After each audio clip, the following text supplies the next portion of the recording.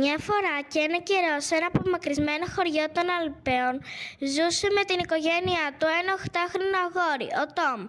Καθώς πλησίαζαν οι γιορτές, ο Τόμ θέλησε να στολίσει το χριστουγεννιάτικο δέντρο. Έτσι λοιπόν οι γονείς του φρόντισαν να στήσουν στο σαλόνι ένα μεγάλο καταπράσινο δέντρο, δίπλα στο τζάκι.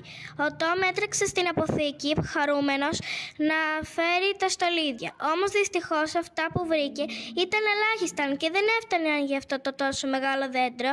Τότε του ήρθε μια καταπληκτική ιδέα να φτιάξει μόνος του τα στολίδια. Δεν έχασε λεπτό, κατέβηκε στο εργαστήριο του πατέρα του και ξεκίνησε να φτιάχνει. 2 μέρες ολόκληρες του πήρε. Όμως το αποτέλεσμα τον έκανε να αισθανθεί πολύ περήφανος για τον εαυτό του. Άι βασίλειδες, καριοθράωστες, τρενάκια, μπαλαρίνες, καμπανούλες, μπαλίτσες σε πολλά χρώματα, αγγελάκια, εξωτικά, τάρανδι, όλα έτοιμα για να μπουν στο δέντρο. Και το σημαντικότερο, όλα φτιαγμένα με κόπο από τον ίδιο. Το ίδιο βράδυ πριν το δείπνο, ο Τόμ και οι γονείς του ξεκίνησαν το στολισμό του δέντρου. Έβαλαν προσεκτικά όλα τα στολίδια που είχε κατασκευάσει το παιδί.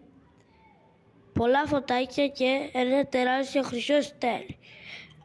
Μόλις το δέντρο φωτίστηκε, το αποτέλεσμα ήταν εντυπωσιακό.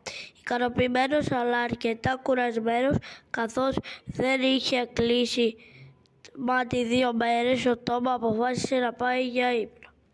Όταν η ώρα πήγε 12 και το ρολόι χτύπησε μεσάνυχτα, συνέβη κάτι πραγματικά παράξενο. Τα στολίδια ζωντάνεψαν και άρχισαν να χοροπηδάνε και να τρέχουν μέσα στο σπίτι. Ένα ζωηρός θάρανδος μάλιστα άνοιξε το παράθυρο, πήδηξε έξω και άρχισε να τρέχει στο χιόνι.